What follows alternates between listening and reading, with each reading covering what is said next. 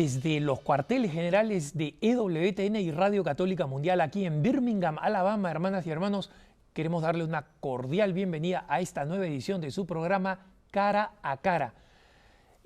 Como saben ustedes, en este programa abordamos temas que son de interés fundamental para comprender y vivir mejor nuestra fe.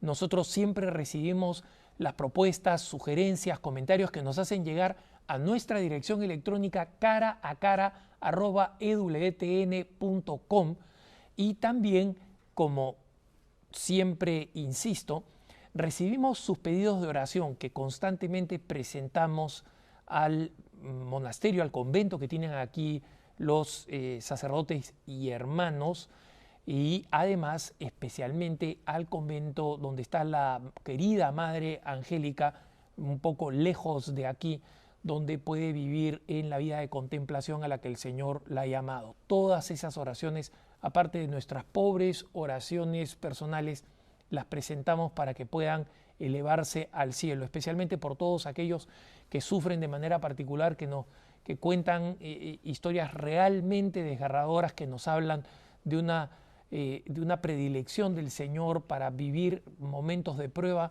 Sigan confiando, amando en el Señor y de nuestra parte cuenten con nuestras oraciones.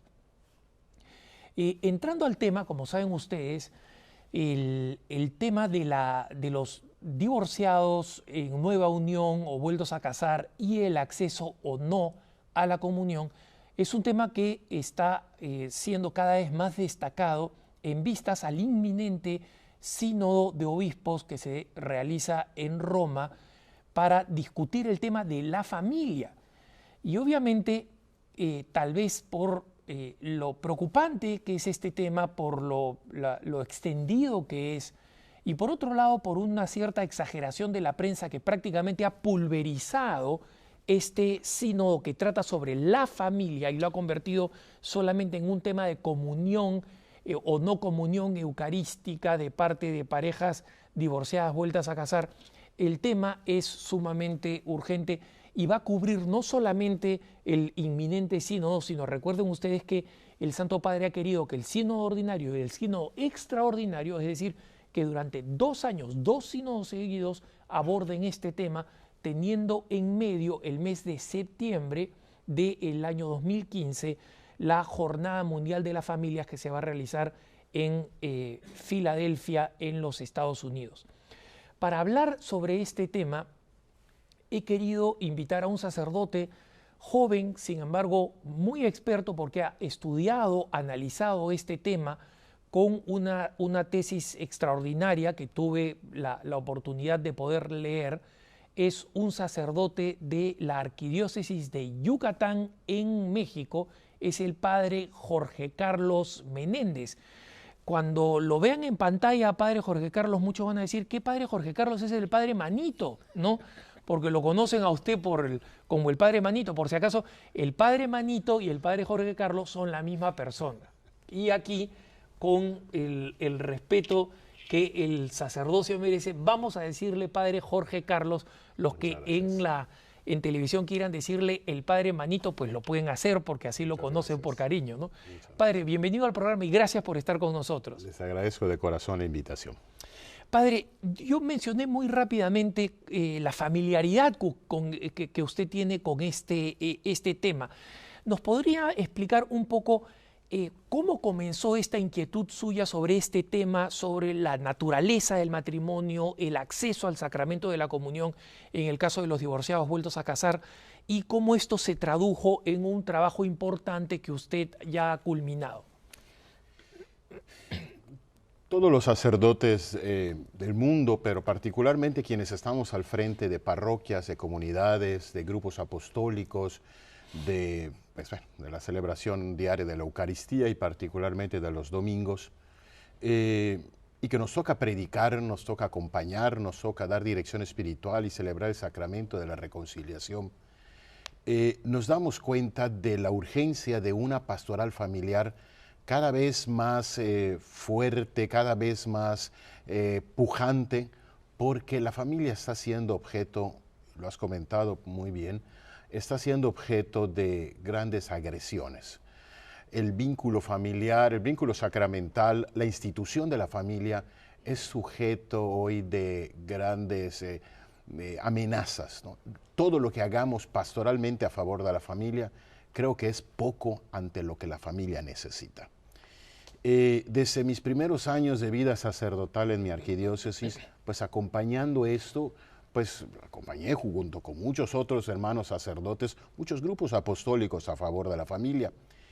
Pero no faltaban amigos, amigas, personas que uno conoce en los servicios parroquiales que estaban en esa situación de divorciados vueltos a casar y sentían una enorme nostalgia no solamente por los sacramentos, particularmente por la Eucaristía y por la reconciliación, sino por el acompañamiento y la apertura de la Iglesia.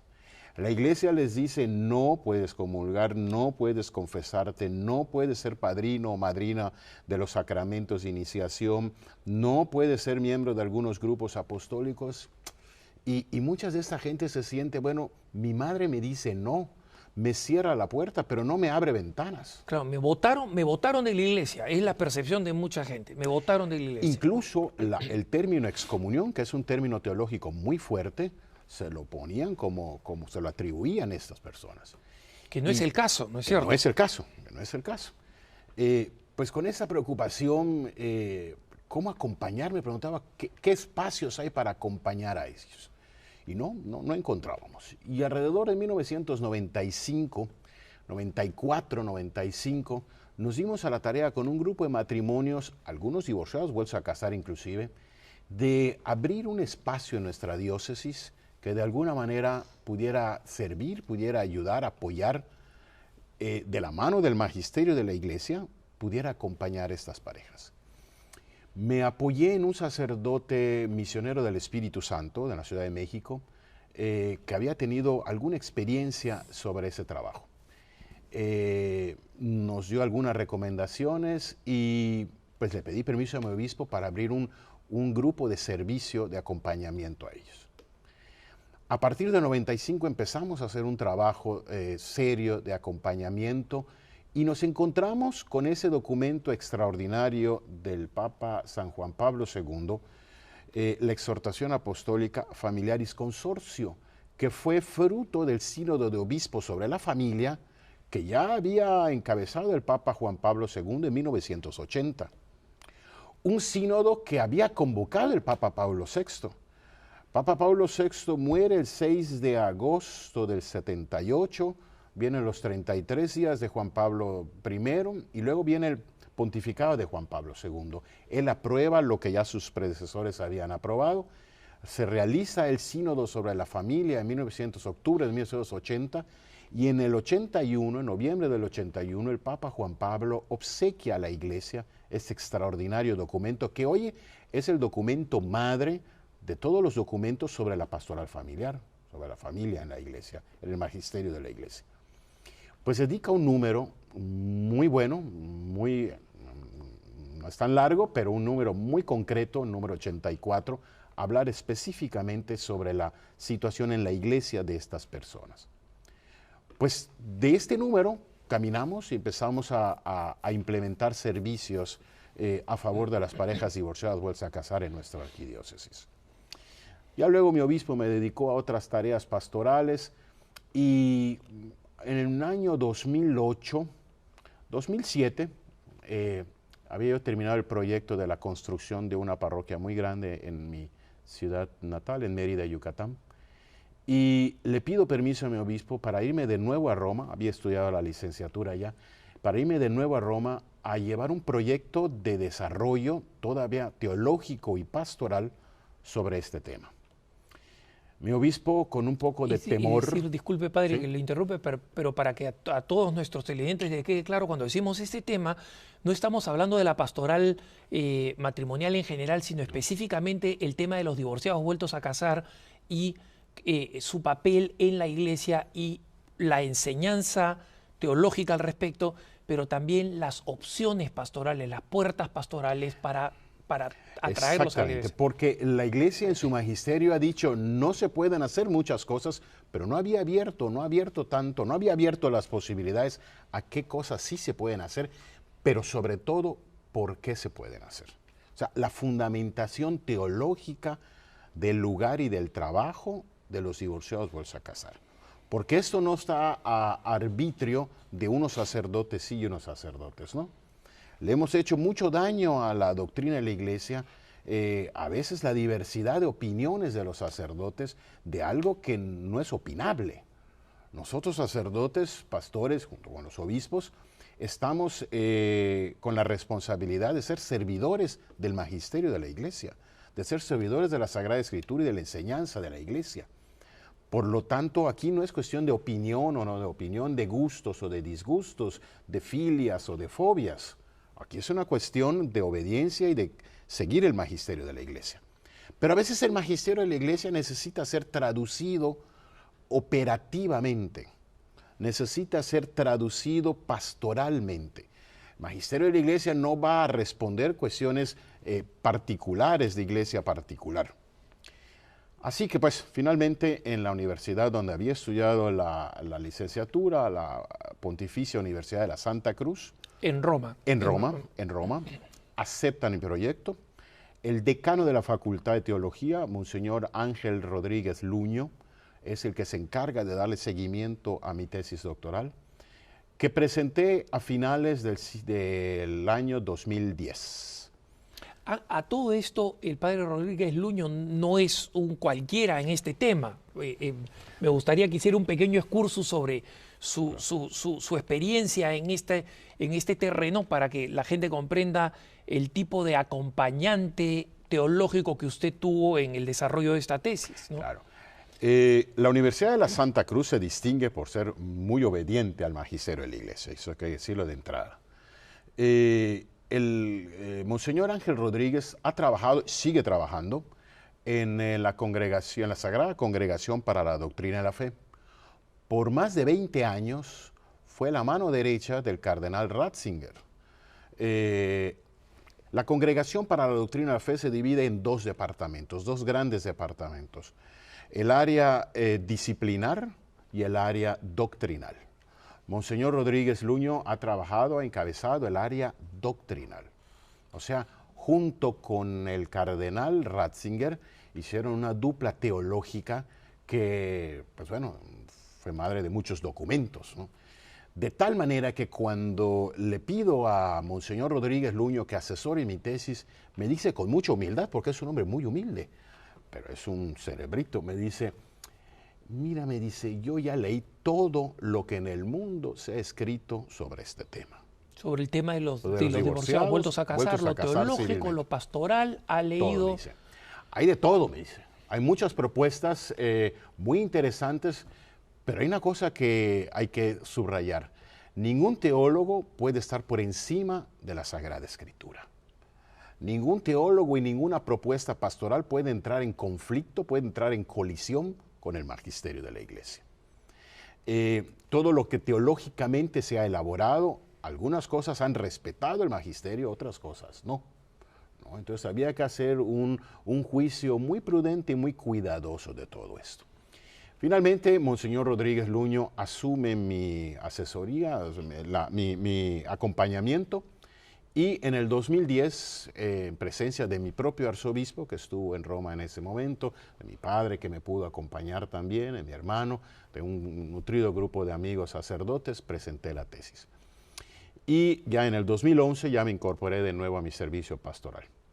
Hasta el día de hoy, hasta el momento del día de hoy, tenemos en la diócesis un acompañamiento quincenal a parejas que se encuentran en esta situación. Me dedico también a escribir en algunas revistas, en algunos periódicos, en algunas publicaciones, temas relativos a este tema, pues. Padre, cuando nosotros hablamos de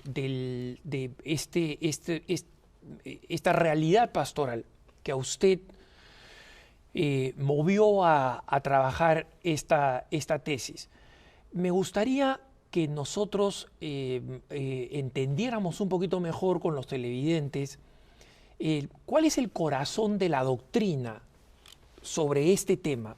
¿Qué es lo que enseña la Iglesia que en muchas ocasiones se entiende como excesiva dureza, como la arbitrariedad de personas célibes que no entienden el matrimonio, sobre todo los matrimonios que se producen después del matrimonio sacramental, las nuevas uniones, digamos así, para que un poquito más adelante hablemos de la cuestión pastoral. ¿Cuáles son las columnas vertebrales, digamos, de la doctrina de la Iglesia respecto del sacramento del matrimonio y por otro lado de su relación con otro sacramento que es culmen, digamos, de la vida cristiana, que es el sacramento de la Eucaristía? Por muchos años y por muchos siglos, la doctrina de la Iglesia y la enseñanza de la Iglesia, protegiendo un poco los sacramentos, protegiendo su propia doctrina, blindándose un poquito y queriendo blindar el sacramento, particularmente del matrimonio y de la Eucaristía, habían sido excesivamente rudos o duros con estas parejas.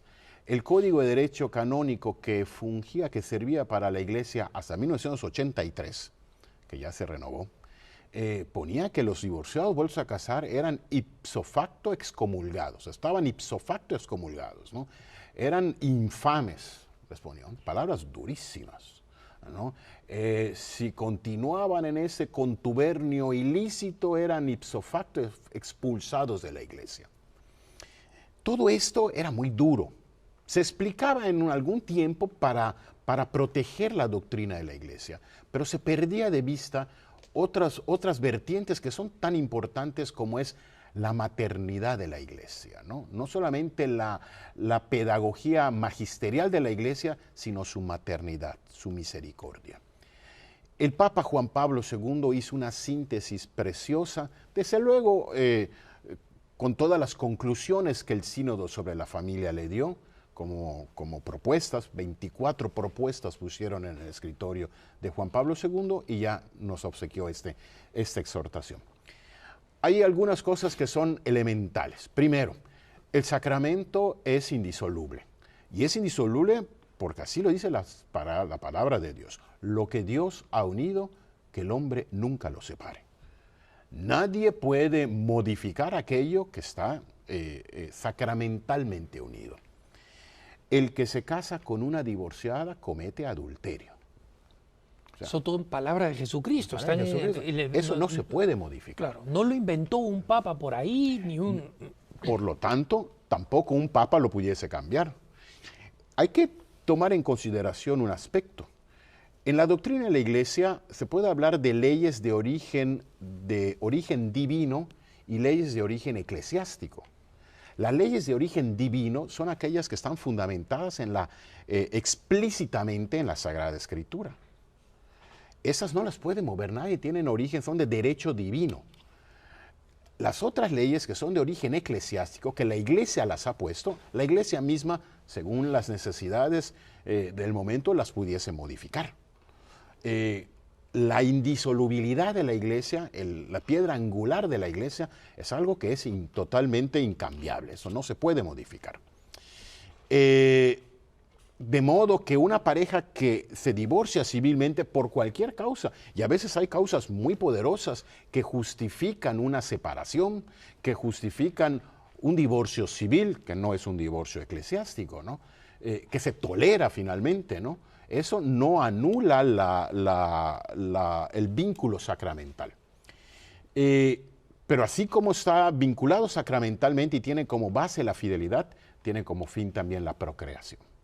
La unidad y la procreación son elementos constitutivos del sacramento del matrimonio. A partir de eso, se puede entonces empezar a hablar de una pastoral. ¿Qué pasa con las parejas que si bien se casaron religiosamente, sacramentalmente y por razones a veces muy poderosas, se separan? Mientras vive el primer cónyuge, el anterior cónyuge, no pueden casarse.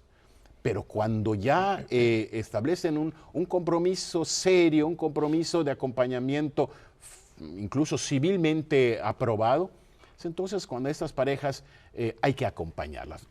Finalmente porque son hijos de Dios todos. Y como hijos de Dios requieren que su madre los acompañe. Una madre, ¿a cuál de sus hijos ama más? A todos. Pero a veces le dedica más tiempo a un hijo que tiene más necesidades. Y los divorciados vueltos a casar son parejas que necesitan una atención especial de la iglesia.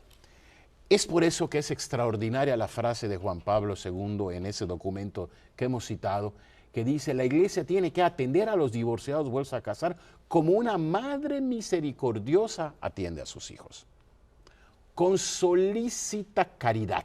Así lo pone expresamente Juan Pablo II. El cariño y la delicadeza con la que hay que tratar a estas parejas. Eso no quiere decir que se puede amanerar la doctrina eclesial. Eso no, el mismo Papa Juan Pablo II lo dice en este número 84, no por eso vamos a permitir cosas que no se pueden permitir, no porque lo digamos nosotros, sino porque las parejas se ponen en esa situación. Aquí convendría hacer también alguna precisión. Cuando decimos que las parejas divorciadas vueltas a casar no pueden comulgar, muchas veces pensamos que no pueden comulgar por un mandato de la iglesia. Y parece que no es una madre, parece que es una madrastra la iglesia. Ese es un tema importante, padre, me parece muy importante que usted quiera aclararlo, porque la percepción es que la iglesia me prohíbe comulgar como punición, como castigo por el hecho de que yo me divorcié, incluso sin tener en cuenta, digamos lo que se piensa, que mi primer matrimonio pudo haber sido un infierno y que el que estoy viviendo ahora, por lo menos en términos relacionales, como me llevo con mi cónyuge y como me llevo con mis hijos, etcétera, es infinitamente superior y mejor y humanamente más realizador que lo que fue el matrimonio original sacramental. Entonces, básicamente cuando la iglesia me prohíbe recibir la comunión, ¿por qué la iglesia no quiere o le molesta que yo sea feliz? Es como argumentan y como lo he escuchado argumentar, ¿no? Aquí hay que aclarar alguna cosa, ¿no? No es la iglesia la que castiga, la que pune, la que prohíbe a las parejas que están en esa situación confesarse y comulgar. Son las parejas mismas las que se ponen en una situación de tal forma, de tal manera, que no se pueden acercar. Aquí sería útil explicar eso con otra comparación, con otro pecado. Vamos a pensar que se acerca al confesionario una persona que golpea a su esposa o golpea a sus hijos, ¿no? Que es un mal padre, por ejemplo, ¿no? Y se confiesa: es que yo he golpeado a mi esposa, y el sacerdote le pregunta: ¿y lo vas a seguir haciendo? Sí, porque se lo merece, porque no. Oye, no te puedo dar la absolución. Si continúas en una situación de pecado, si me dices que aunque reconoces que está mal, vas a continuar en esta conducta, con esta actitud, no te puedo dar la absolución. El sacramento de la reconciliación se puede dar a las personas que están no solamente arrepentidas, sino están en la situación de enmendar aquello que están haciendo, de corregir la situación pecaminosa en la que se encuentran.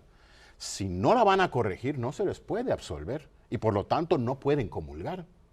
Entonces no es que la iglesia prohíba, no. La persona se pone en una situación en la cual no puede ser absuelta y en la cual no puede recibir la comunión. Que todos sabemos que somos débiles, somos pecadores. Es muy probable que volvamos a caer en un pecado en el que nos confesamos, pero la confesión no tiene sentido si no hay un genuino propósito de enmienda y la voluntad de, como decimos en el acto de contrición, nunca más pecar. Sabemos que es una promesa que se queda un poco grande considerando nuestro... Pero esa es la intención de corazón que debe existir, ¿no? Efectivamente. Esto el Papa Juan Pablo II lo puntualiza en uno de los párrafos de ese documento, ¿no? Aquellas parejas que no puedan hacer esto, pues bueno, no podrán recibir el sacramento de la reconciliación y de la confesión, pero no están fuera de la iglesia, son miembros de la iglesia.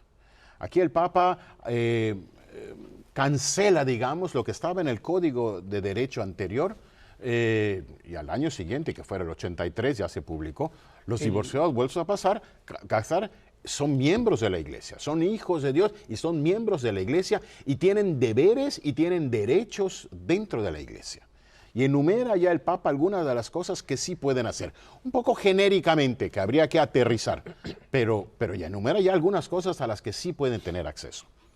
Tú presentaste hace algunas semanas un programa donde tuviste como invitados a un matrimonio de Monterrey, de México, Carlos y Ángeles, que ellos viven en una situación así, una situación de divorciados vueltos a casar, pero ellos ya viven como hermanos, ¿no? De tal manera que ellos sí pueden acceder al sacramento de la reconciliación y de la confesión. Si vivieran los divorciados vueltos a casar, si vivieran como hermanos, o sea, ya no tienen los actos propios de los esposos, entonces pueden acercarse a recibir los sacramentos. O sea, ya no hay el pecado del adulterio, que era lo que les impedía la recepción de esos dos sacramentos. Hay otro aspecto que es conveniente subrayar. No pueden recibir la Eucaristía. Y esto conlleva una nostalgia espiritual muy grande. Hemos sido evangelizados en tal forma, por muchos siglos, que efectivamente, y lo he mencionado ahora un texto del Concilio Vaticano, que la Eucaristía es el centro y la cumbre de la vida cristiana. Pero no es lo único. O sea, la vida cristiana no se agota en la vida eucarística. La vida cristiana se expresa de otras maneras también. Y si bien en la Eucaristía recibo el cuerpo y la sangre de Cristo, recibo la gracia de Dios, esta misma gracia me puede llegar no solamente con los sacramentos. Papa Juan Pablo II recuerda, yo puedo recibir la gracia de Dios también por mis buenas obras, también por mi vida de oración, también por mi penitencia. No voy a recibir la gracia sacramental, pero recibo finalmente la gracia de Dios. Y es donde habría que revalorar los otros caminos de recepción de la gracia de Dios que se nos dan al margen de los sacramentos. Padre, yo creo que con esto usted abre una puerta muy importante que además está en esta fantástica tesis que usted preparó. Y me gustaría que entráramos un poco a esos detalles donde queda claro cómo un íter, cómo hay un camino dentro del marco de la doctrina de la Iglesia que pastoralmente puede realmente abrir puertas y acoger a familias que están en esta situación.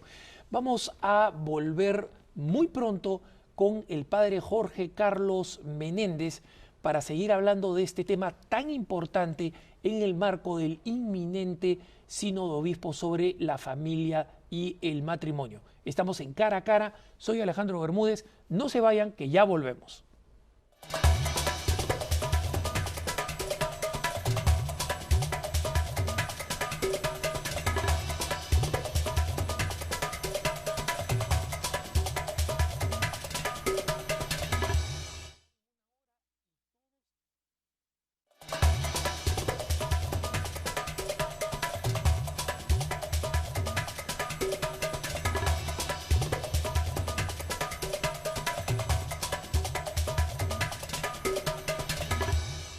Estamos de vuelta con el padre Jorge Carlos Menéndez. Como decía, los que lo conocen de Mérida, Yucatán, probablemente dicen, ese no es el padre Jorge Carlos, es el padre Manito. Es el mismo. Ustedes pueden llamarlo el padre Manito ahí cuando lo están viendo en televisión. Nosotros vamos a seguirle llamando el padre Jorge Carlos.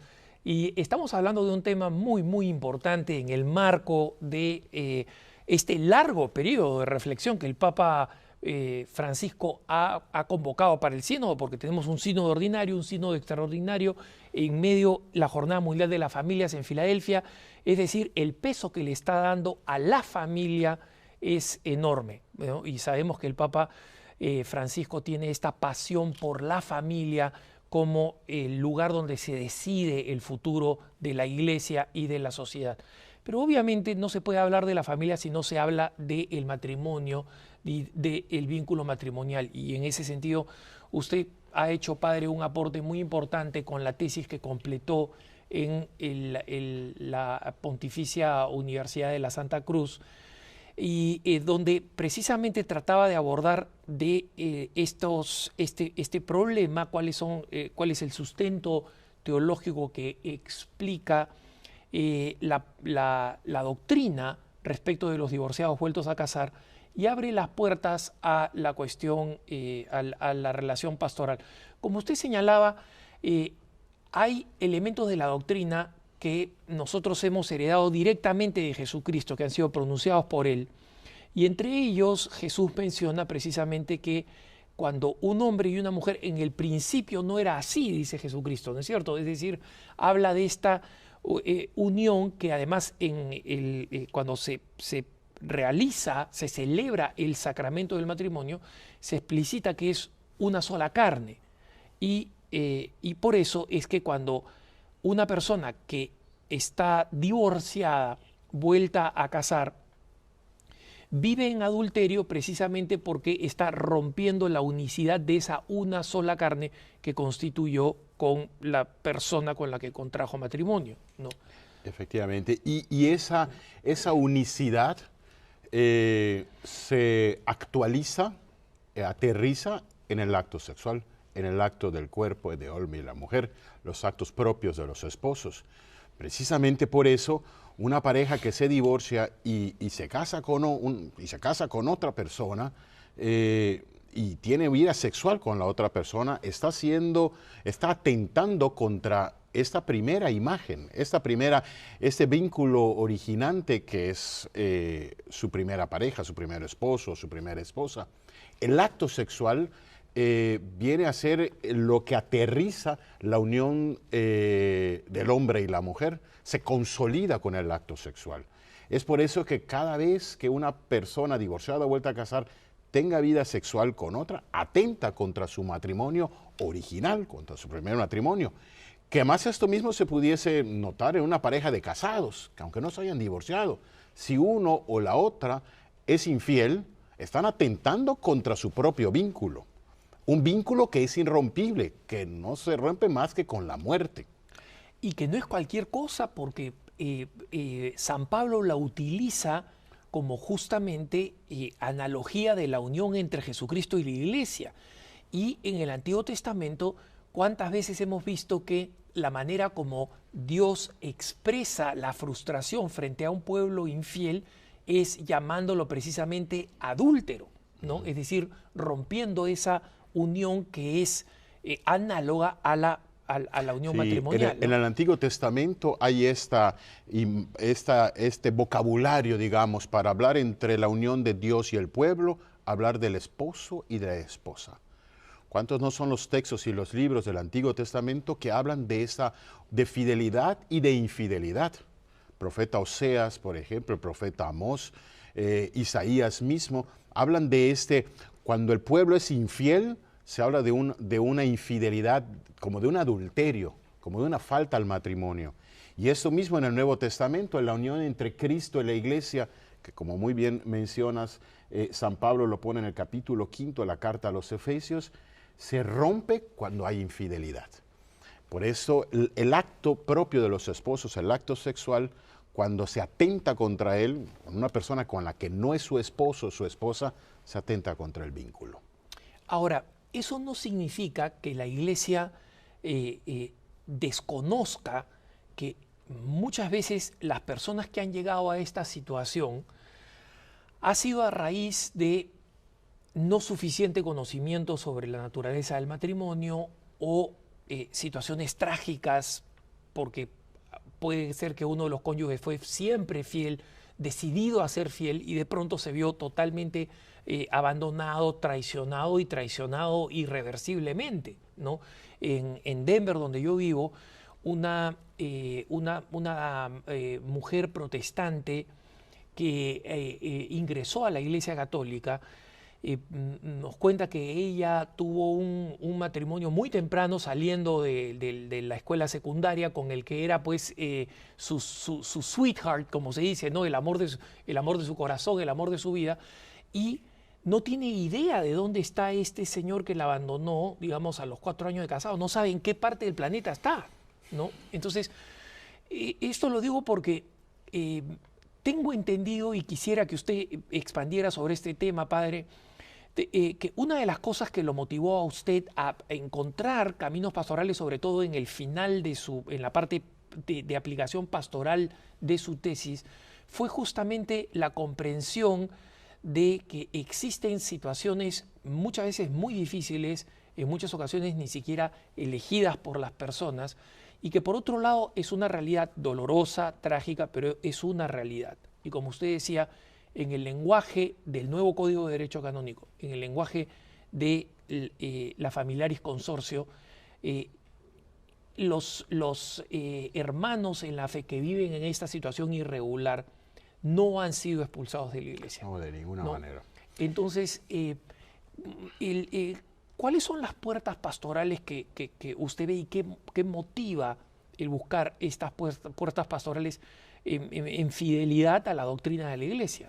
El Papa Juan Pablo II enunció en 1981 en ese documento algunas pautas que nos pueden servir de puntos de referencia, ¿no?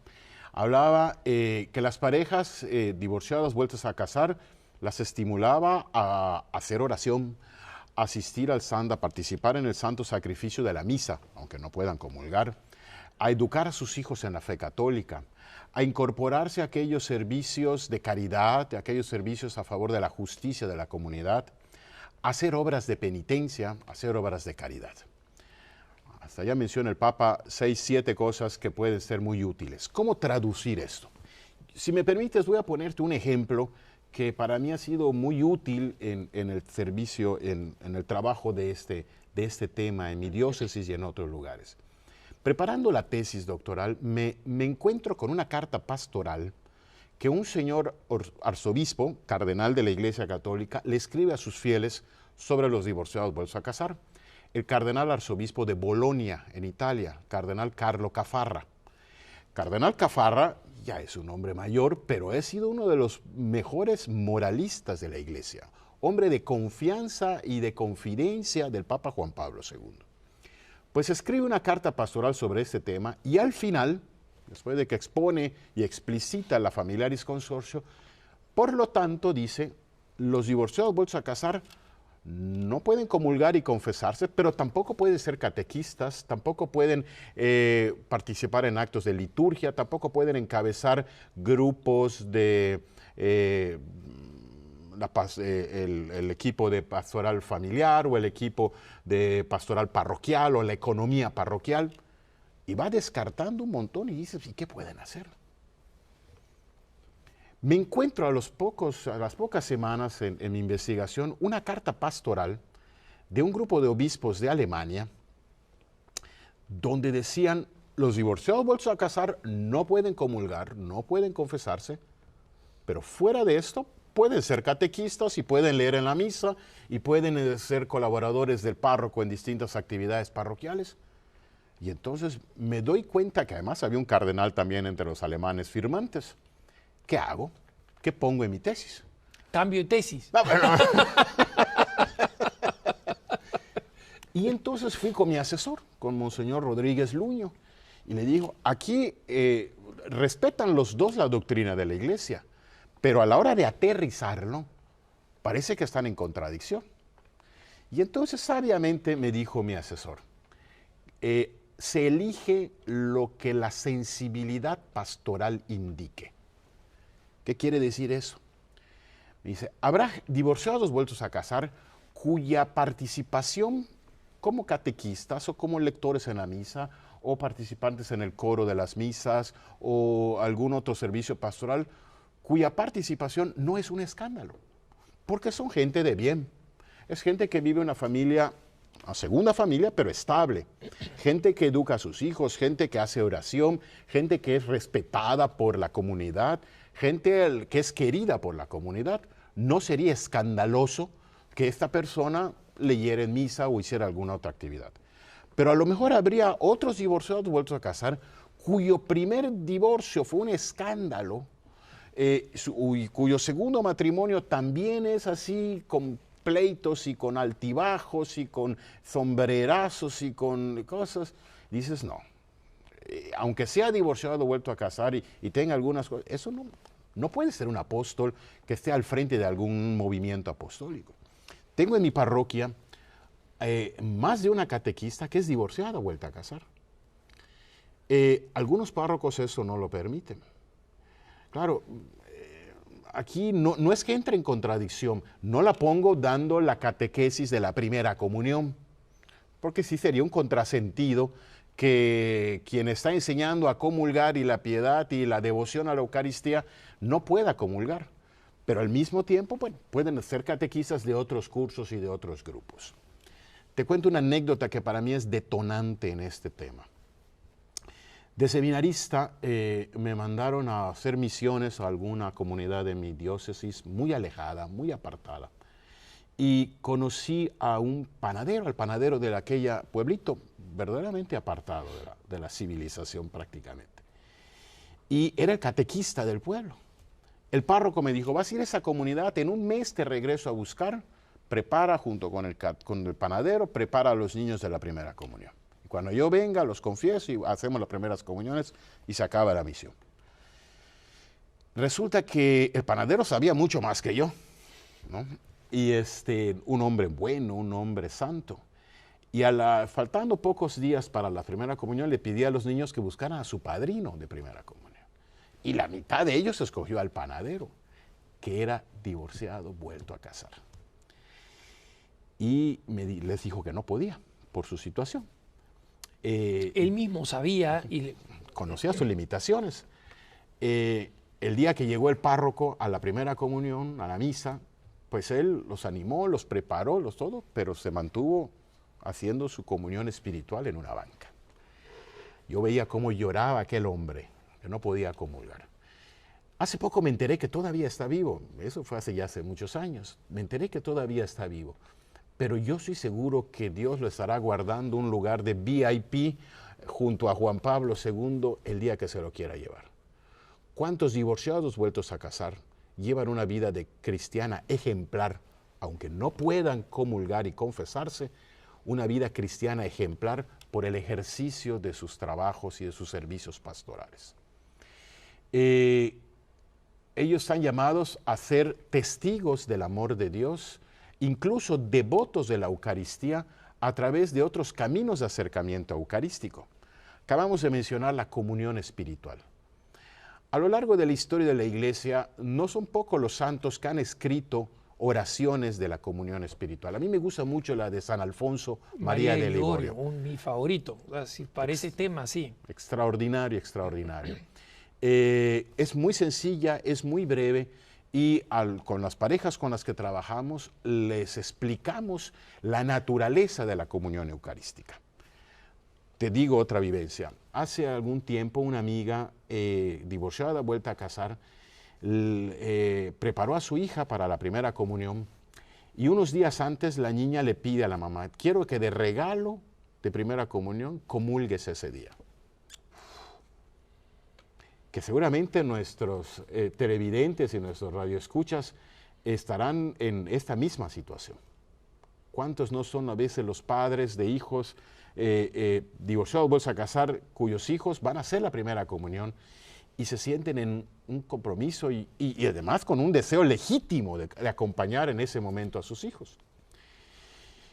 Pues conversando un poquito, yo le recomendé esto, le vas a decir a tu hija que ese día, desde luego que vas a comulgar. Solamente que tu hija va a comulgar sacramentalmente y tú vas a comulgar espiritualmente.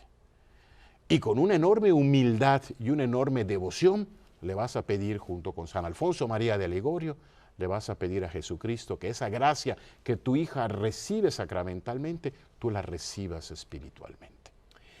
Padre, mire, es interesante porque yo soy miembro de una sociedad apostólica, soy un consagrado, me tocó vivir durante un tiempo en una parroquia en Lima.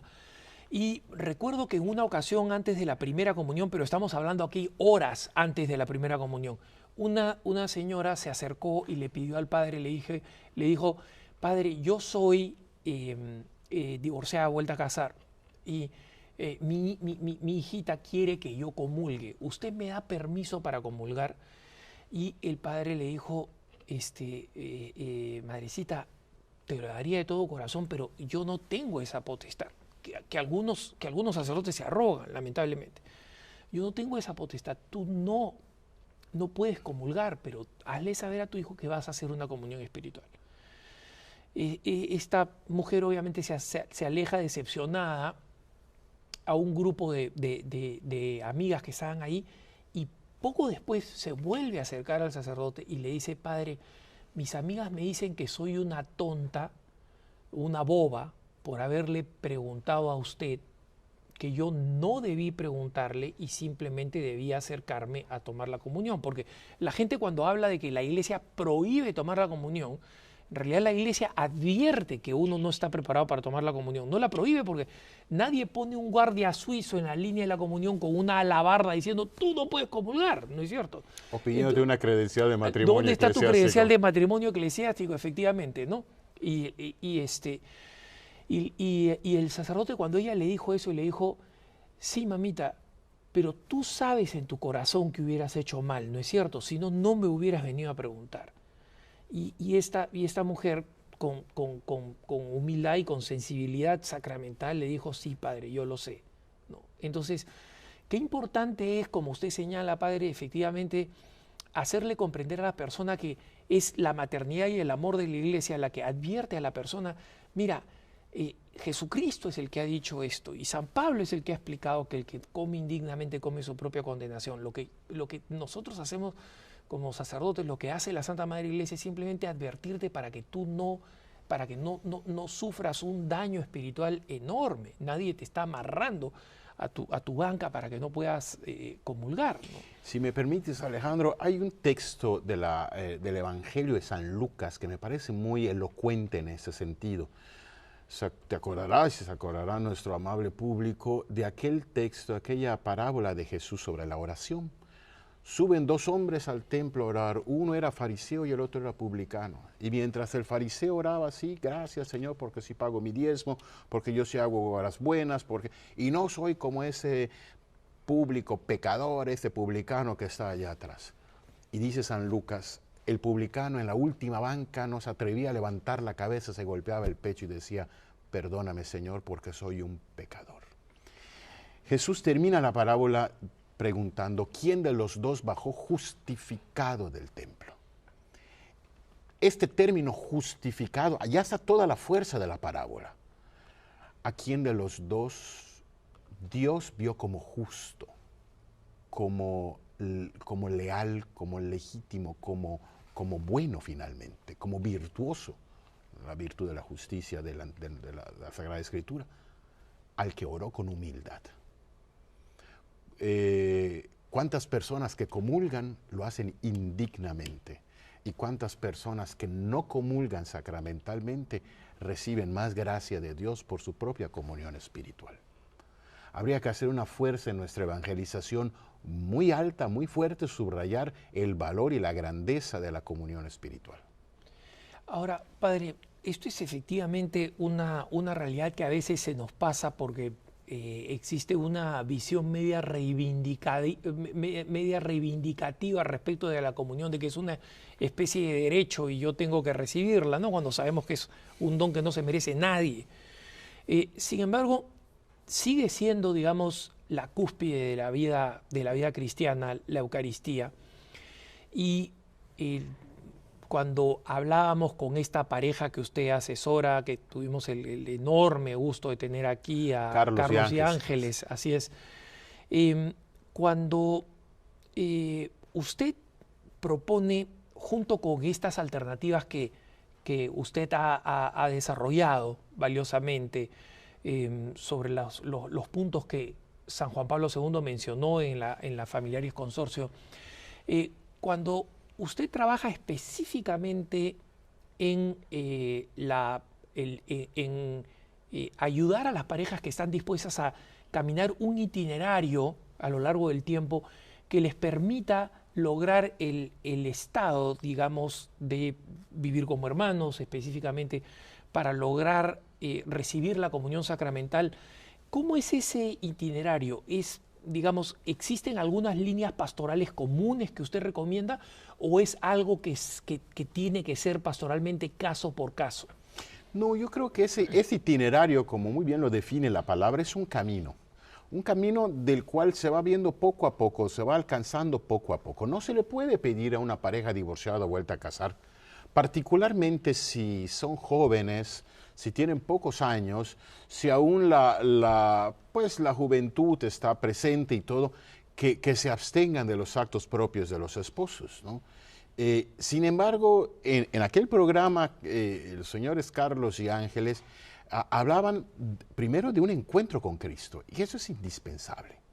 Eso es indispensable. Estamos hablando de vida cristiana, pero de vida cristiana profunda, de vida cristiana madura, de vida cristiana que se va solidificando con el tiempo, con la vida de la oración y con la vida apostólica.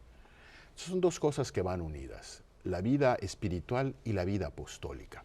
Y en la apostólica, perdón la interrupción, padre, usted mencionaba también la importancia de los actos de caridad, ¿no? Del ejercicio de la vida de la caridad como parte del apostolado, ¿no? ¿Cuántas no son las obras, los movimientos, los apostolados, los espacios donde se puede ejercer el servicio de la caridad? El ver a Cristo en mi hermano enfermo, el ver a Cristo en el niño necesitado, el ver a Cristo en una madre abandonada, el ver a Cristo, esta es la caridad, el espíritu de fraternidad. A la caridad la mueve el amor hacia mi hermano. Por eso la falta más grave que puede haber, el pecado más grave que puede haber es la ignorancia, la indiferencia ante la necesidad de mi hermano. ¿Te acuerdas del capítulo 3 del Génesis? Caín, ¿qué hiciste con tu hermano Abel? No lo sé. No, la indiferencia ante las necesidades, allá está la caridad. Y allá es un campo propio de los divorciados vueltos a casar. Allá es un campo donde pueden apostólicamente crecer. Y en este camino, en ese itinerario, pudiesen llegar a considerar en algún momento, bueno, podemos hacer un voto de celibato, ¿no? Vivir castamente como hermanos, ¿no? Teniendo otras muchas cosas que van llenando nuestra vida espiritual, ¿no? Siguiendo acompañándonos, siguiendo siendo casados, siguiendo viviendo bajo el mismo techo, pero vivir como hermanos. No son muchas las parejas que lo han hecho, pero sí hay, seguramente tú conoces algunas, ¿no? Hay parejas que viven así. Hay parejas que por el apetito a la Eucaristía, por el apetito a la gracia sacramental, deciden anteponer este apetito a sus deseos y a su unión sexual. Que lo hay, pero efectivamente esto va siendo motivado por una vida que va madurando, una vida espiritual que va madurando. Claro, un itinerario pastoral. Padre, una pregunta un poco compleja, porque yo sé que hay muchos católicos que, digamos, conocen básicamente lo fundamental de la doctrina, sin embargo, están muy nerviosos con algunas propuestas, como por ejemplo las del cardenal Walter Casper, que básicamente señala con una serie, digamos, de condiciones, etcétera, que son, a veces no se ha prestado atención, digamos, a la letra fina, pero que en última instancia la propuesta es que de alguna forma se baje la varilla o las condiciones de en qué condiciones se le da la comunión a los divorciados en una nueva unión. En el minuto que nos queda, yo sé que no es mucho tiempo, pero el minuto que nos queda, digamos, ¿hay razón para que muchos católicos estén realmente asustados ante la posibilidad de que la doctrina vaya a cambiar en este aspecto y que, digamos, bajo la excusa de encontrar una salida pastoral, terminemos cambiando la doctrina sobre la Eucaristía y sobre el matrimonio? El Papa Ratzinger decía, preferimos que seamos pocos a que seamos muchos tibios, ¿no? No se puede cambiar lo que es incambiable en la doctrina de la Iglesia, lo que es propio del derecho divino, de aquello que Dios ha inspirado y se encuentra en la Sagrada Escritura. Eso no lo puede cambiar el Papa. Los medios de comunicación han desinformado en muchos casos, o han exagerado, o han sacado de contexto algunas frases pues, del mismo Papa, del cardenal Casper o de otros jerarcas que han hablado al respecto. ¿Va a cambiar la doctrina? No, la doctrina no va a cambiar. Yo creo que lo que va a modificar el sínodo es la actitud pastoral, de acompañamiento, de crecimiento, la facilitación de otras vías incluso para los tribunales eclesiásticos, para que no sean tan rigurosos en algunas exigencias, no va a cambiar lo doctrinal. No puede cambiar, porque el Papa no es dueño de la doctrina de la Iglesia, es su servidor, ¿no? Y en ese sentido, el sínodo va a venir a ayudar a reforzar la doctrina, pero también a facilitar y a hacer factible, a hacer operativa esta misma doctrina de la Iglesia. Padre, muchísimas gracias. Queremos agradecer la presencia del Padre Jorge Carlos Menéndez. Muchos en su tierra deben estar orgullosos de que sea el Padre Manito que ellos conocen. Y nosotros entonces nos despedimos con estas palabras generosas e iluminadoras del Padre Jorge Carlos Menéndez. Recemos mucho por el futuro sínodo. Yo me despido después de este programa Cara a Cara y los dejo en compañía de la mejor programación de EWTN. Dios los bendiga y hasta la próxima.